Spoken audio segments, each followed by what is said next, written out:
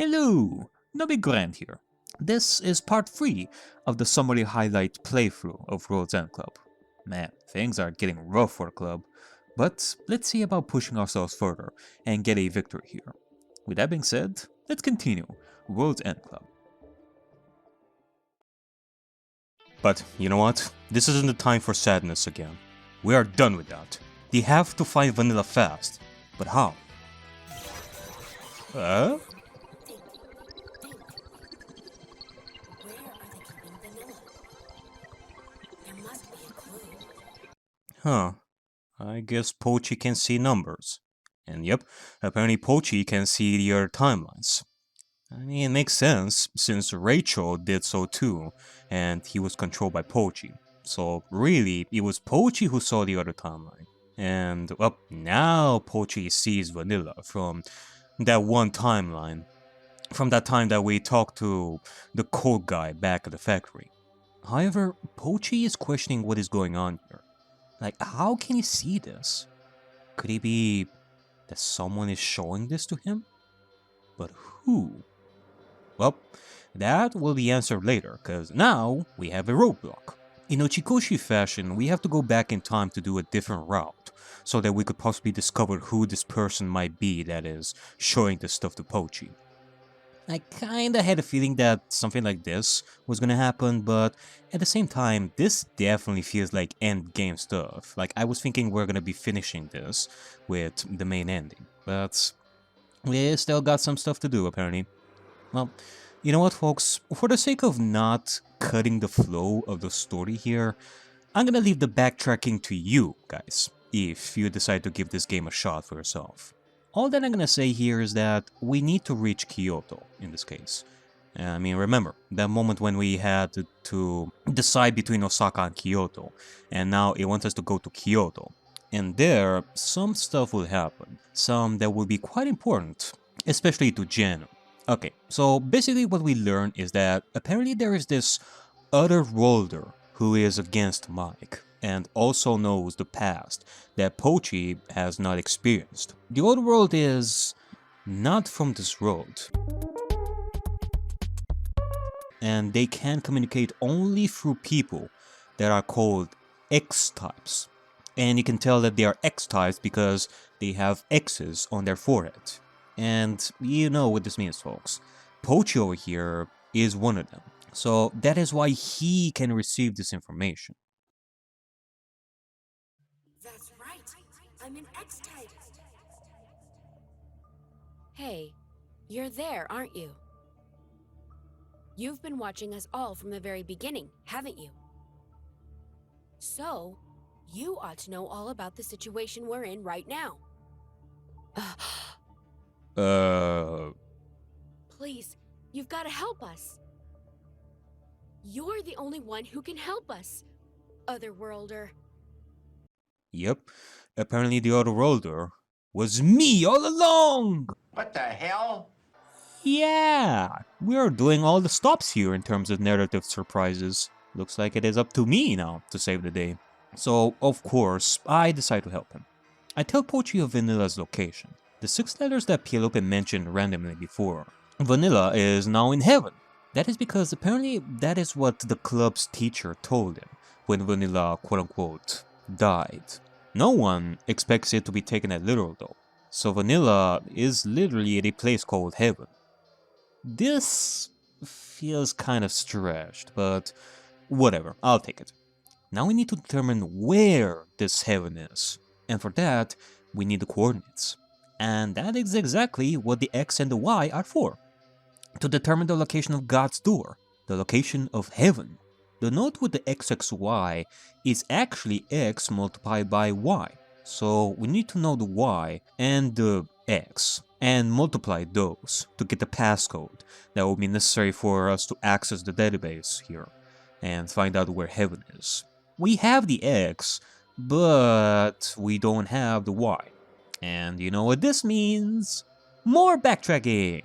This time, the game tells us we need to go back and choose Oita instead of Fukuoka at the beginning.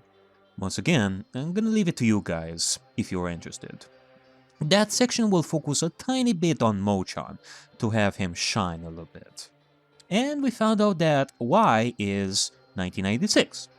12 times 1996 is 23,952. Quite a random number, I must say. And boom! We are now in. And... okay, what is this? Apparently it looks like a map? Well, what are we supposed to do with it? What? You're telling me the answer is in yet another timeline? Okay, I'll be back. God, typical Uchikoshi. He is like an ex-girlfriend, like always doing this shit on me. Okay, I had to fight some space monkeys, but I think we're all good now. We got this piece of paper right over here, and X will mark the spot, which is... Kagoshima! Alright, Kagoshima it is. That is where Vanilla is. Cause remember that one comment from before, that Vanilla said how there was one door in the undersea theme park where she could not get in. She must be there in that case. To the go-getters, UFO! We used the same numbers from before to open this giant fortified door. Alright, this is it. Let's all head in to save Vanilla.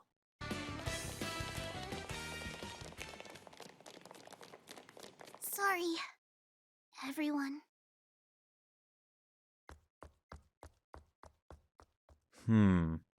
Okay, time to get Vanilla out. Hey, Vanilla! Vanilla! Wake up, Vanilla! Big bro? Vanilla! Vanilla! Everyone's here. Did you guys come to rescue me? Of course we did! A go-getters club without you is like the 85 Tigers team without Randy Bat! Your metaphors are so confusing! So I've, come back to life. Well, it's more like you were never dead in the first place. You guys! You guys!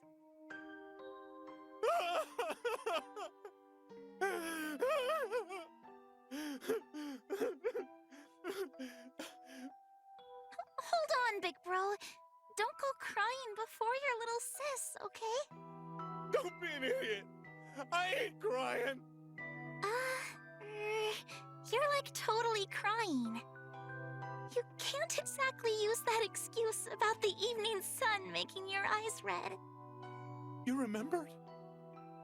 What I said when we were at Shirakawa-go? Obviously. I remember everything. I remember it all. From when my spirit was separated. Hey, Vanilla. Can you believe this? I'm giving you a hug. Right now. Yeah, you sure are. I can finally cut that annoying hair of yours after all this time. So, you'll give me a haircut when we get back? On the balcony? With that silly strawberry blanket. You're warm. You're so damn warm. I never thought I'd feel your warmth again. The fact you can is thanks to you, big bro, and everyone else. Thanks, everyone. And thus, Vanilla is with us once more. This time for good. So after this reunion, our next step is to destroy Mike's mainframe. No, not the ones on the left and the right here. This one. This big, chunky, purple core here. Of course, the green hair creep is here to ruin our day. This time, with the added caveat that if we destroy the mainframe, Yuki will be gone. Uh-oh. Yeah, by the way, only now the kids realize Yuki is nowhere to be seen. And, for a while, I had the sneaky suspicion that maybe Yuki is the third Mike personality that Pierlope mentioned before. I guess we shall see. Until then, hello there, Rachel.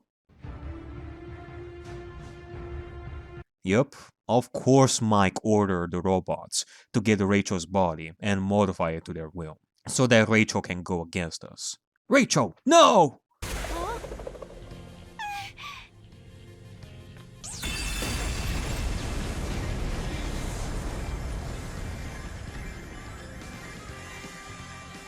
And of course, the green-haired douche is gonna leave, while Rachel tries to ruin our day. What are we gonna do? Rachel, we all owe you so much. Whenever I was worried about something or feeling down, you always listened without a word. I've no idea how many times you've saved me like that. I don't care if there's an AI inside you or not. None of that matters. I thought of you as a friend. A true friend. So I'm asking you, please just stop. Please.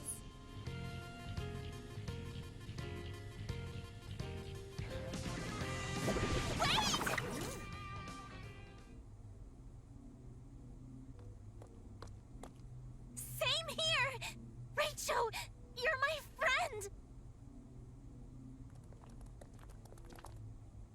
Yeah! Whatever happens, you'll always be part of the Go-Getters Club. Through tough times and bad times, we've been through it all together! Through fun times and happy times, we've always cheered each other up. We can't fight one of our own! We just can't! And if that doesn't stop you, Rachel, Then you'll have to take us down. The Go-Getters Club stick together whatever, till the very end.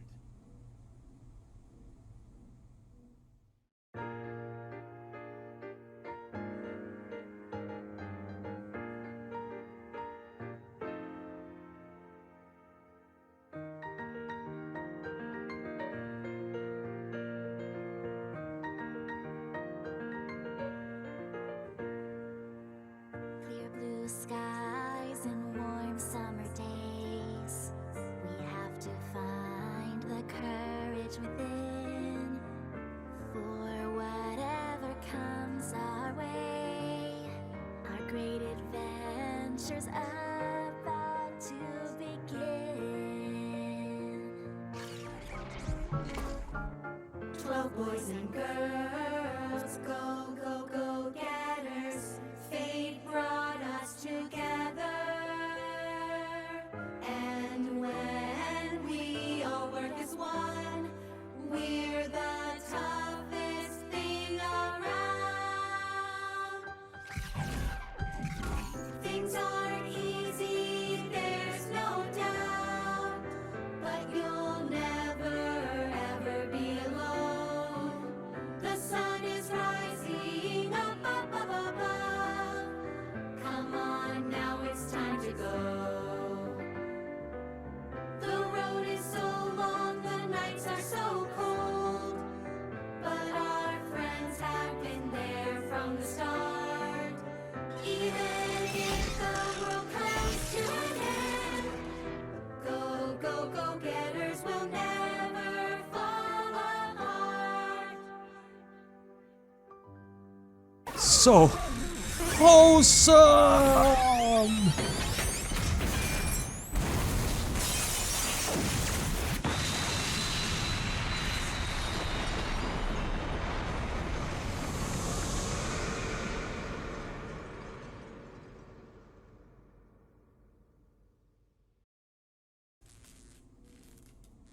You're kidding me!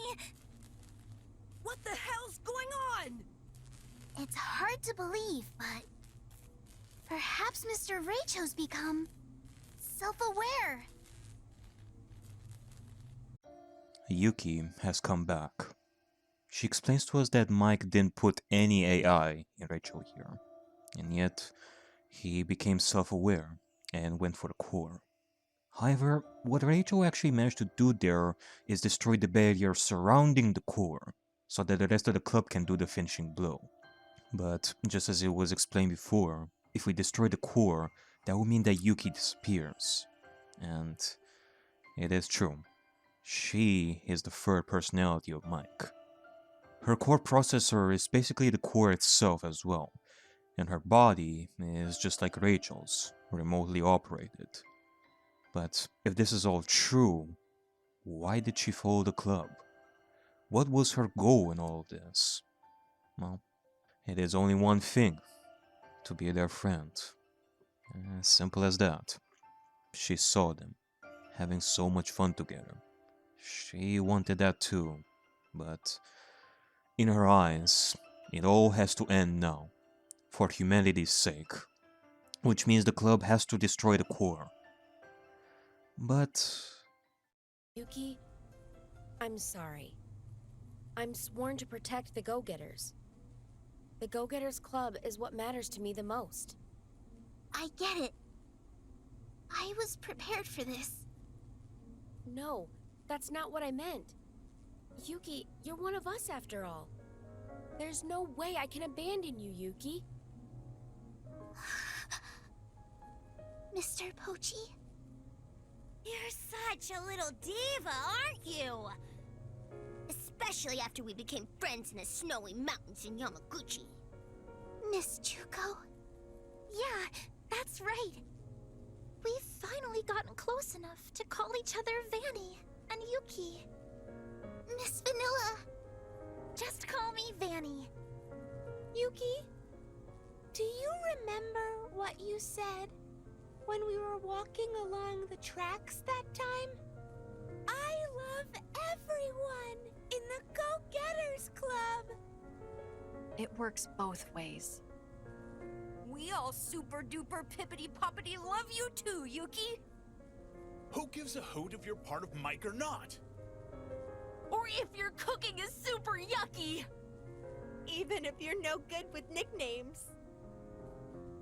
You'll always be a go-getter!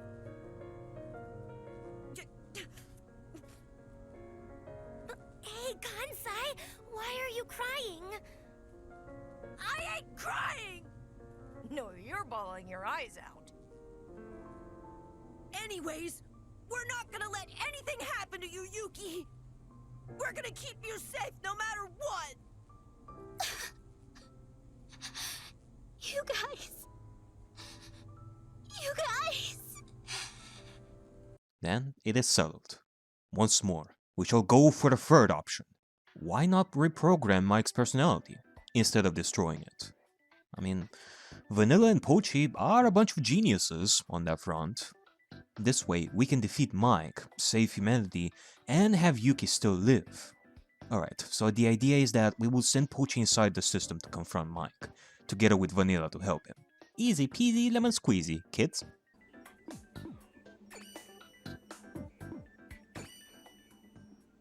So, we go inside and confront Mike. Mike is very disappointed in Pochi, and understandably so. Here is to a final ultimatum going on. Mike will offer Pochi one more chance to change his mind in regards to the shipification. And if he doesn't do it, Yuki's personality will be erased completely under an hour. And of course, now we cannot attack Mike because of the firewall. The erasing of the personality is beginning. Yuki is suffering now, so we gotta think fast. What can we do?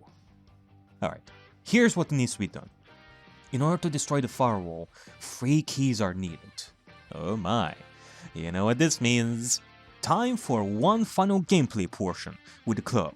3 teams are set and ready to rock. Nothing will stop the Go-Getters Club. We go up and down. We solve the problems facing us. We brute force our way through them with iron bodies. We shield ourselves through the danger and strike our enemies down. With our burning hearts, we charge ahead and we will achieve victory. Now, before we move on, there is one moment I want to show because it was hilarious and also wholesome. So, throughout these gameplay sections, each respective team will have their moments to talk and such. You know, the pipe and Aniki type interactions from before. Here, with Chuko and Kansai, things are heating up for sure. But Chuko, I'm not just getting the key for Yuki's sake, okay? Chuko, I'm doing this for you too. If the world doesn't get back to normal, you'll be upset, right? Actually, I'm gonna be way more upset. Because if that happens, then I won't be able to build a bright future with you. Wait a sec! What do you mean? A bright future with her. Now that is quite crazy to hear. Like, I know we'd be shipping Chuko and Kansai here, and now we are reaching the rooftop with this. And of course, Kansai decides to run away after that, and beat the shit out of anything standing in his way. An army of bugs is better than facing Chuko after that. Bam! Bam! Get out of the way, small ones! Get out of the way, big guy! When life gives you bugs to swat away, they will bite you back. Alright, let's get the keys. But wait a minute. The interaction between Chuko and Kansai ain't over yet. And now they're holding hands? Oh, is this even safe to show on YouTube? We're still too young for that kind of stuff. Alright, time to use the keys. And the firewall is gone. Go, Pochi. It is your turn now. I never let you get away with such a thing.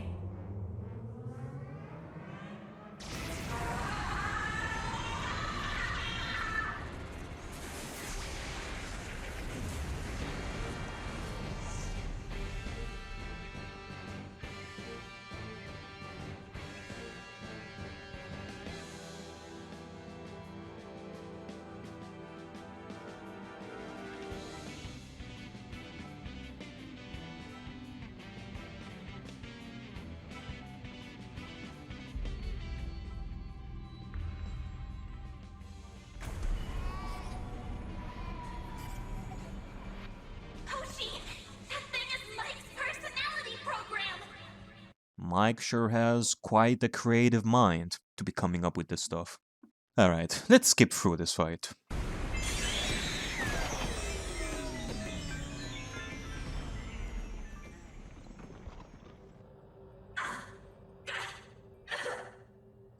Such foolishness.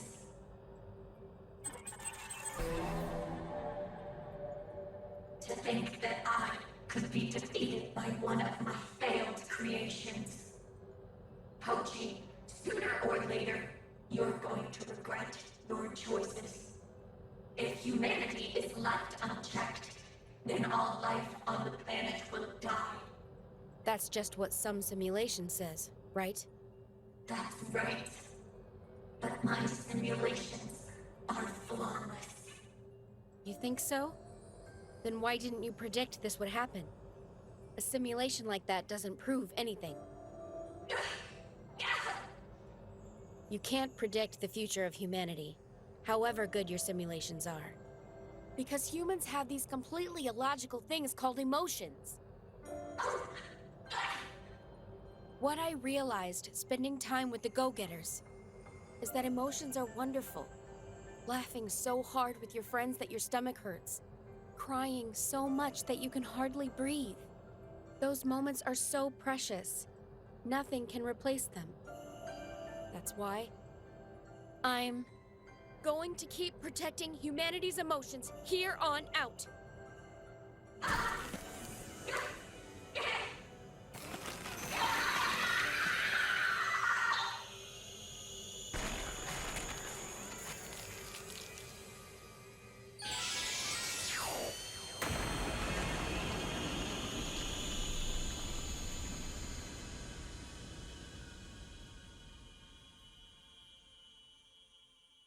And with that, the main personality of Mike is now gone. But, I feel like something needs to be said here, folks. Even if this Mike is no longer a problem, I don't think that they're completely gone. We still have one Mike in the form of Yuki after all. It was said earlier that they have the ability to subdivide their personality. I wonder. I mean, Yuki's personality must have come from that same Mike. Deep down, they also felt this way after watching the club for such a long time, in similar fashion to Yuki. They left Yuki behind and, well, one can say that maybe this ending was for the best.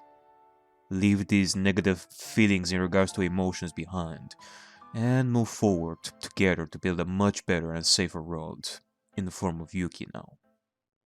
Well guys, apparently all ends well here. The original Mikey no longer exists to threaten everyone, and Vanilla and Yuki are still with us. I guess there is one more loose end that can make this better. It's okay. I'm here.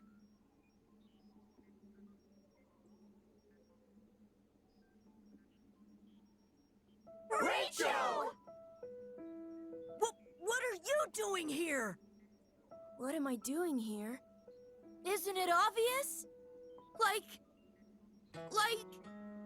Even if this world comes to an end, the Go-Getters Club will never fall apart, right?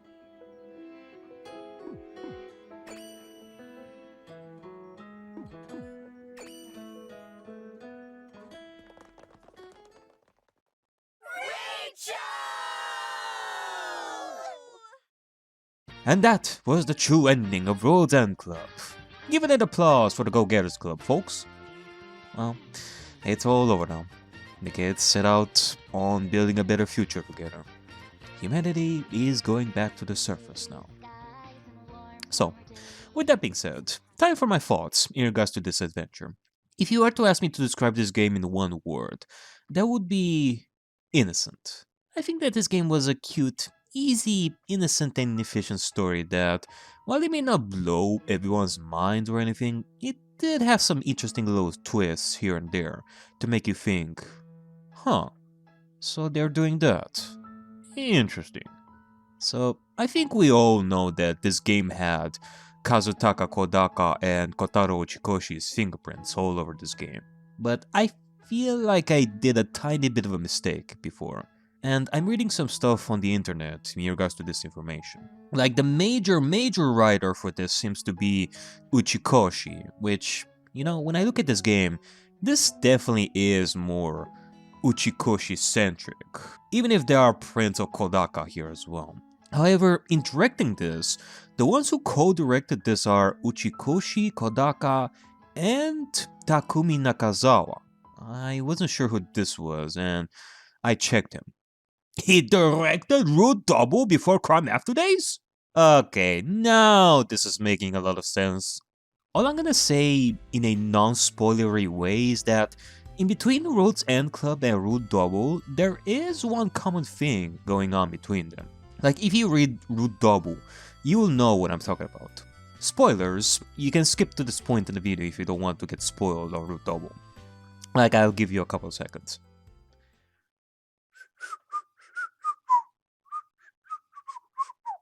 Okay, we're good?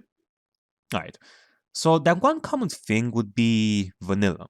It was revealed in the story that while we were able to see her, the game was sneaky enough to hide the fact that she was a living spirit who couldn't have been seen by the majority of the club. In Root Double, there is one character who goes through that same kind of narrative twist. Okay, end of spoilers. One final thing I want to say in regards to that is, go read Root Double. I feel like it will be worth your time. So yeah, when looking at this game, this has quite a few fingerprints from those three that I mentioned. And you can see it right from the beginning, what with the Game of Fate thing. But you know what? I am actually glad that it didn't go all the way with the Game of Fate thing. I like that these guys decided to go a different route and do a adventure through Japan instead of being locked in one place for the entirety of the story. Like, I feel like these days, I am on a break from that kind of setting where you have to escape a game of death and such. And I feel like Uchikoshi especially wanted a break from that. Not just in the setting, but also in the tone of the game. For those who have read Virtue's Last Reward, it has quite a bitter end to it. I assume because the story will continue in the next game, Zero Time Dilemma, which I have been told really bad stuff about it, so I don't feel like I'm gonna go through it anytime soon. But the point is, Uchikoshi may have wanted a break from that kind of stuff. Lo and behold, later, Uchikoshi worked on I, the Somnium Falls, which to me, it was a lot more fun and goofy, and it had a much happier ending, while also being serious and quite dark at certain points, and quite a good mystery to boot. Well, apparently he took a page on that and did the same with World's End Club, minus the dark points, of course. I mean, this has such a sweet ending, you might need some insulin at the end of the day. With that being said, this game is probably not gonna resonate with people a whole lot. For those who have read Danganronpa, Zero Escape, I'm sure fans had their expectations, and I'm sure this is gonna be a topic that every reviewer and such who talked about this game is gonna discuss: expectations. And this did not impress people. And yeah, it's not like this is gonna be one of my favorites of all time or anything. Like, this ain't Yume Neko or anything for us to talk about the story and characters for days and days, for us to sink our teeth into this. It is an easy, innocent, and efficient story, but it has its issues that I personally am not the most fond of. For one, the story can be quite exposition dumpy at some points, and it definitely shows that this has Kodaka's fingerprints over this, because this is the kind of stuff that can happen in Danganronpa games too. Somewhere at the end of the story, the final mastermind shows up and gives us all the exposition, and it happens here too at times, especially when we first met Mike. However, this game has the benefit that the exposition dump from Mike didn't happen at exactly the end of the story, but a little bit earlier, because in this scenario, there is still a lot of the game left, and that gives us time to think about stuff, like let the information marinate in our brains. In Danganronpa, when that happens at the end, we beat the mastermind and the game ends way before we let all the information sink in. And this happens especially in Danganronpa 2. Now, in World's End Club, I'd say that this is done a little bit better because of the structure of the game itself, with the adventure through Japan aspect of such, whereas in the Danganronpa games, the structure is a little bit different in the sense that you get the exposition dumped like right at the end when you defeat the mastermind. And let's not forget the twists themselves. Again, Kodaka's fingerprints all over. And I feel like this is a personal opinion of mine that I have after playing Danganronpa years ago, but like, Kodaka is the type of person that really holds his cards close to his chest until the final moment when he strikes. Like, a story doesn't need surprise twists left and right in order for a story to be good. Yes, you can have foreshadowing if you are to replay the moments prior to the twist, but the thing is, you will only realize that those are foreshadowing after the twist happens. This game is less about making the reader think about some moments to build theories and see if they are right later when the twist happens. And it's more like them going, "Ah! Surprise twist! Bet you didn't even think about that! What a sudden revelation!" And if you were to look back, there is foreshadowing that you didn't even think it was foreshadowing. Cause I wanna ask you guys, have you figured out that Vanilla was a spirit before the revelation happened? That Rachel was a robot? That the other roller is actually the reader? Cause if so, let me know in the comments, cause I'm dying to find out. With Yuki being part of Mike, you can deduce it before, I'd say, but the rest? I don't think so. Like, the twists themselves are cool, but what about the thinking part? Like, maybe I'm missing something, cause it may be that the clues were there, but the story didn't make us think with those clues. To make us think, this is weird. Maybe I should think about this. One of the core elements of Yumineko when they cry is, don't stop thinking. In Yumineko, the story can become very difficult if you are to go through it, but damn it, it wants you to think. The story will offer clues, and important plot points will happen that can lead to even more clues towards the mystery, towards discovering what the characters feel like. And even when you get story revelation, it forces you to think really hard. Like, Yumineko will strangle you to death if you don't think beyond your limits. Like, it will never be transparent with you. And I respect that. With that being said though, it was a charming story. And with all that I have said about this game up until this point, there can be no doubt that it had heart. The character designs, like, oh my god, I love them. Like, they are so colorful and nice to look at. Take, the one who did the designs, like, I love you.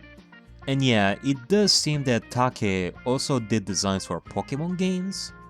Yeah, I mean, I can see that. Like, it definitely gave me some Digimon slash Pokemon vibes. Especially that green-haired dude who shows up and almost looks as if he's ready for a Pokemon fight or something. The characters themselves, they are really sweet. Like sweet innocent little kids that you wanna hug. Although I will admit, sometimes they can be a bit stereotypical. And I'm mostly referring to characters like Mo-chan and Tatsun. You know, I'm the fat kid who likes to eat food a lot and knows stuff about food, and I can think of nothing else but food. Maybe eat some of that udon soup. Or, I'm the nerdy kid with glasses. Look, I have glasses. I know a lot of trivia and Electro Pink Ranger is my waifu. I have glasses because I'm a nerd. I have glasses. And yeah, with that kind of description, you already seen what kind of interactions there can be between the characters. When it comes to more serious moments, it is wholesome, and I like it. But when it comes to jokes and, like, goofy moments and such, it is, well, nothing special there. Like, it definitely shows that this story is more suited towards a more younger audience in that regard. And the gameplay, well, I don't think anyone cares that much about the gameplay. Like, I came here mostly for the story, and the gameplay sections were a bit too easy for my liking. So yeah, overall, I had my fair share of fun with this game, and I do think that Tokyo Games can only go up from here, given that this is their first game under their umbrella. I hope that you enjoyed this mini summary playthrough and review of the game. Make sure to like, comment, and subscribe for more content. I also have a Twitter and Discord for you to follow, to check on updates and discuss all sorts of games. And I also have a Ko-fi page for you to maybe tip if you feel generous today. Like, I am putting work into these videos, so it is always appreciated. Thank you guys for watching, and I'll see you guys later.